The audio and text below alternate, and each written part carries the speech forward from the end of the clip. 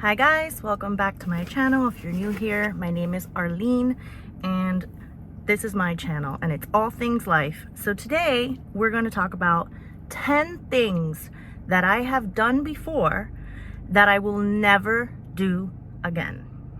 Number one is get a tattoo. I do have one tattoo and I actually got it a few years ago and I am 40 years old now, so I didn't get that 18-year-old 20-year-old drunken tattoo that everyone regrets. My whole life I thought of tattoos and I just never wanted to fully commit because I was always wondering, well, what if it's something that I no longer want someday? I look back and I regret it. That's what stopped me from getting one, but I do have one now. And for me personally, it was a rite of passage. It was after having overcome a very difficult time of my life, but I'm sure everyone's tattoos have that kind of meaning for them. But for me personally, nothing really had this much symbolism or meaning as this one does.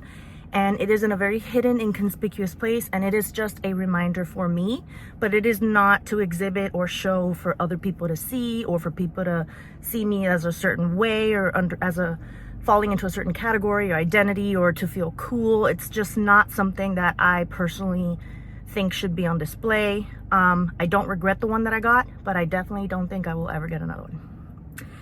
Number two is get a pet. I'm sorry to all the animal haters. Please don't hate me. If you hate me, click off. Don't even subscribe to my channel. But if you like me, please hit subscribe. So I have a cat and his name is Milo. And he is really cool, really cute, really funny, but he is so much. It's like taking care of a toddler or a baby. Granted, I did grow up with cats. My mom always loved cats, and she just never really committed to keeping it strictly indoors. These were cats that were wandering into our house from our neighborhood that we decided to feed and just stuck around. So we did buy toys for them and we did have a litter box from time to time, but a lot of times the cats were just in and out. So they would have the freedom to come and go as they please. I had cats with my ex-husband and I had a dog right before the end of our relationship, about 6 months. And pets are a lot of work, you guys. If you don't put in the effort to do right by your pet, simply don't get one.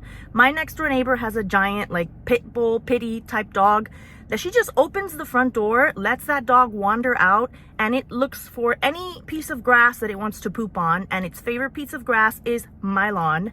She stays in the house, doesn't see anything that's going on, and the dog poops a giant poop on my lawn, and then she comes out and calls her in and she doesn't pick it up. That is a bad pet owner. So I'm not saying that animals are bad. I'm saying that you have to be a good owner. And I'm not saying I'm a bad owner, but I am exhausted. Like, I am tired. I work full time. I have 2 teenage girls, and my cat, as wonderful as he is, he gets bored, he gets lonely, and so he meows a lot and he's very needy. And some people say, well, get him another pet so that he's, kept company, but that would just be adding to my problem. The food is expensive, the treats are expensive, the litter's expensive, vet bills are expensive, and I have an issue with pet hair. Not so much like dander or skin cells being shedded, because my cat is a hairless cat. He's a Sphynx cat. Because my daughter was going through a rough time, during this prepubescent transition era of her life, and she loves animals, and she just kept saying, Mom, are we ever gonna have a pet? And in my head, I'm like, no, I don't want a pet. And it's just because it's so much work and I want to do right by something. If I'm gonna do something, I don't do it halfway. I do it all the way. So I thought about it and I thought about it and I thought about it, and I said, okay. And I found a good deal. It took me a long time to find a good, reputable, cattery. He came all the way from Russia, so now he's my responsibility, and I do have to take good care of him until he passes, but he's got a good 10, 12 years left in him because he's only 2 years old. And I love him, but he is a lot. So when his time comes, sadly, I don't think I'll be getting any more pets. Number 3 is plastic surgery. I am not going to sit here and lie to you and say that I've never had any of it done. I have. Am I going to indulge you in what I've done? No. Maybe not for this video, maybe for another time. But I have reached a point in my life where I am happy with my body. I don't want to do anything further, and I am willing to age with grace. Does that mean sometimes letting a little bit of grays show? Sure. But will I still color it from time to time with a box kit at home? Yeah, why not? But am I gonna obsess over it and live in the salon like every month to make sure not one little gray hair shows? No. If I get crow's feet, there's such a thing as Botox, and Botox isn't bad, but full-on plastic surgery where you are put under anesthesia and they're doing deep cutting and deep serious things to your body, I don't want to ever do that again. It's not that I had a bad experience, it's just that I don't feel that it is going to add value or quality to my life. I've come to a place where I'm happy with myself and I just don't think it's necessary. I don't see that there's anyone in specific that I need to impress, and maybe it's a confidence thing that comes with age, I don't know, but I'm just not interested. Number 4 is believing that any MLM / period scheme / social media get rich quick business model will work. I have made one of the biggest mistakes of my life and regrets is signing up for a business model on social media thinking that I was going to have support and be backed up by all these younger than me people who turned out to all be absolute flakes. People were even getting angry at me because they didn't want to share some of their marketing tactics and strategies with me. They were just kind of telling me how to do it and wanted me to do it on my own. Maybe I was in the wrong, but I'm like, hey, can I like borrow this little clip to use in my video? It didn't work. And I am not interested in ever trying it again. I don't care what fantastic product it is or that you use it as well at home and that it's just, if I'm using it, I might as well buy it and also, market it. No, it is a waste of money. It is a waste of time. And if you're doing it right now, I'm so sorry. I do not mean to offend you, but I'm not interested in Herbalife, Monet, body oils, none of the sort. I want nothing to do with it. Number 5 is that was number 6, but I'm just going to go ahead and say number 6. Number 5 is have a baby. I already have babies. I have 2 babies. They are 16 and 12. I am 40 years old. I did start young. My first daughter was born when I was 24, and my second daughter was born when I was 28. I was young, I was broke, I was in love, and it was not with the right person, but then again, what do we know when we're in our early 20s, right? So nowadays, a lot of young women are waiting and saying that they don't want to have babies at all or that they don't want to have babies yet. And I do see a lot of patients who are my age, late 30s, early 40s, who are having their very first babies now. So it's not to say that it's impossible or that I would think I'm too old. It's just that for me, that phase of my life has already passed. I look back on the time that I had with my daughters when they were babies, and it was a lovely, beautiful time, and I have fond memories of it, but I am just like with the pet thing, I have no more energy. I've completely depleted any resources of anyone who would be willing to help me, and I am just not able to do that again. Number 6 is hate on my body. Hate my body.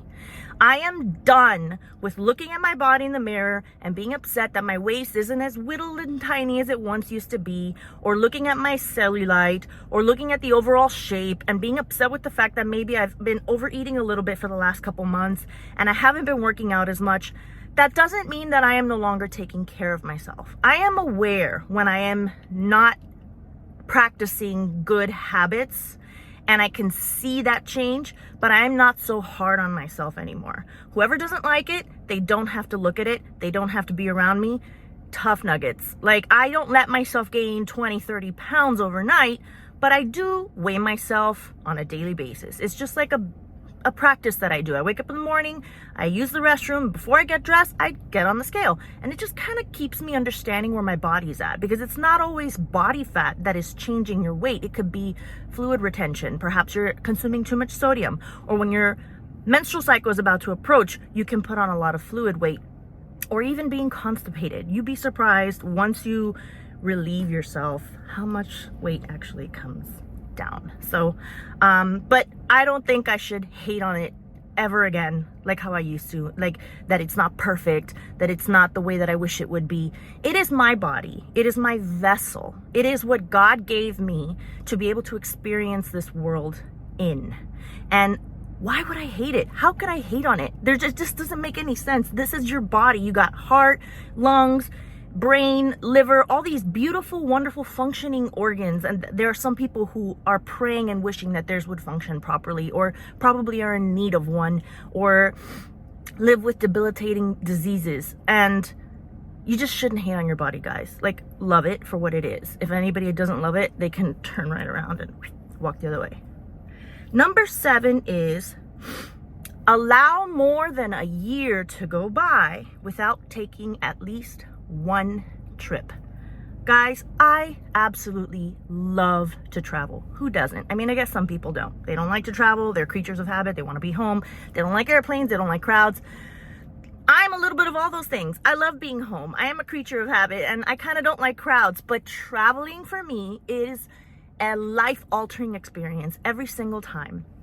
I love the adventure of like going through the airport and getting on a plane and landing in a new city or a new country or a new town and just seeing something different and disconnecting from my daily life, because I am a creature of habit and routine, and I have a steady job. So my daily life doesn't really change all that often. So when I do go on a trip, it's very refreshing. And I've gone a couple years without ever taking a trip because of financial crisis.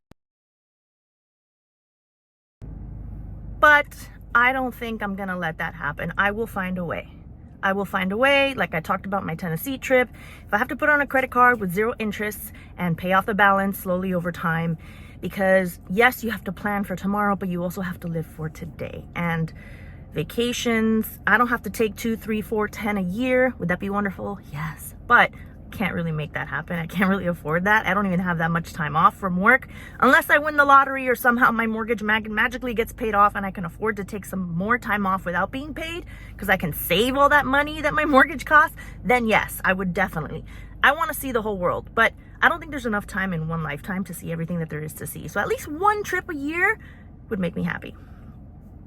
Number 8 is engage in a toxic relationship. This is a big one, guys. This one merits its whole own video.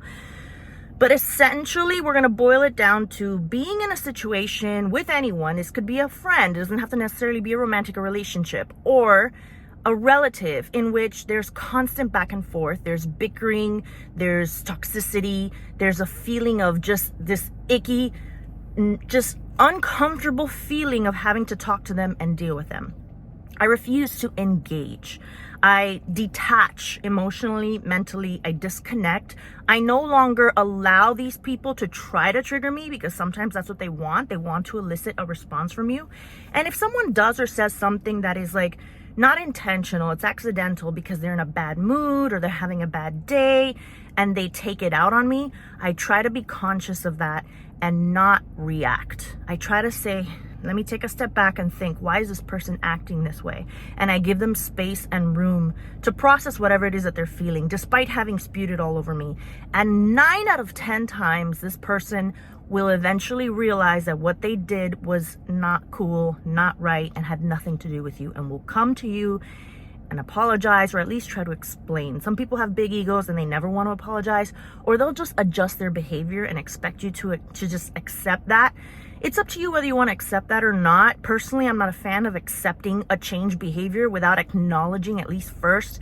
You don't have to like say I was wrong if you have such a big ego and you can't say that, but at least acknowledge that you hurt me and say, listen, I know how I acted. I'm not proud of it, but I'm sorry that I hurt you. Okay? You don't have to be like, I'm such a jerk. I'm a piece of crap. Don't put yourself down, because all you're doing is, again, drawing the attention to yourself when what you really did was harm someone else. And if you just explain what you're going through, then you're going to get the empathy you need. There's no need to like label yourself as a victim. And number 9 is lend money. I don't even like to borrow money. Like, if I've ever borrowed money, it has been from people that are so close to me, a very close friend or a relative that I eventually pay back right away. Or like my mom has helped me out with a lot of things in life that she's like, no, she doesn't expect me to pay her back. And I'm like, Mom, please, like, let me. So, you know, we have that relationship. We're able to do that, but you can't just do that with just anybody. I don't even like to borrow money from a boyfriend, and I don't want to lend money either. I'm very sorry, but there's something about our money is a very personal thing. And I guess we're all different. Some people are okay with just not knowing where it's going, but it can create problems when people get too comfortable and start becoming too reliant, and then you don't have boundaries and you don't know how to say no, and now you start getting worried or concerned because you need that money back for something and you lent it in goodwill or in good faith, and you never know what could happen, guys. If the person can't pay you back, like, now that's going to ruin the relationship or the friendship. And you know, it's just not a good idea. Like, worst case scenario, get a personal loan, get a credit card with 0 interest, do a balance transfer, pay off your debt, manage to find a way to get your own things done, okay? Because money is like private parts, okay? It belongs to us and is our decision who we want to let in that area. So, and last but not least, number 10 on my list of things that I have done before that I will never do again is give up my peace. What does this mean? No is a full sentence. No is a complete answer. No equals no. It doesn't mean, well, try again, challenge me, see if you can convince me, yada, yada, yada.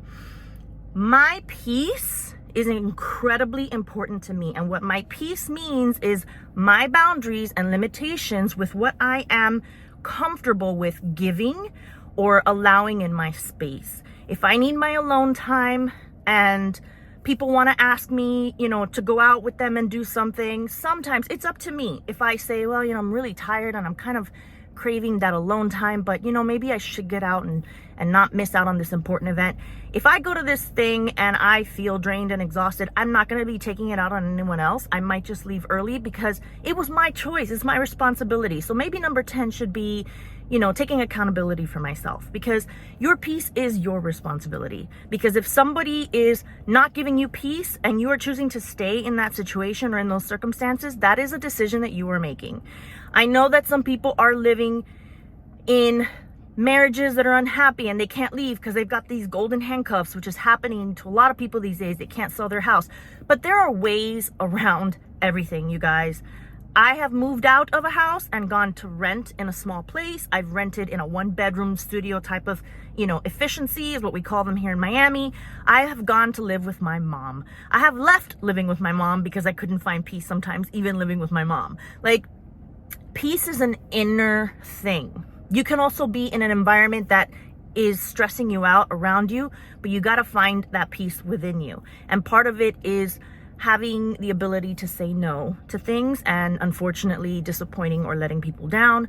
But I have given away my peace for the sake of keeping the peace between me and someone else, and then become so incredibly resentful or unhappy or stressed out that I end up losing it. I lose my peace, I get upset, I start yelling and attacking, and now I'm the bad guy, right? Now I'm not a pleasure to be around. Now the relationship has a problem. So when you keep the peace for yourself, you're actually doing not just yourself, but everyone around you and everyone that loves you or that you love and that you work with, you're doing them a favor as well, because you're going to be giving them the absolute best version of yourself, because you're not compromising something that is so incredibly important to you. And being at peace is number 1 top priority. Never give that up. I will see you guys in the next one. Bye, guys.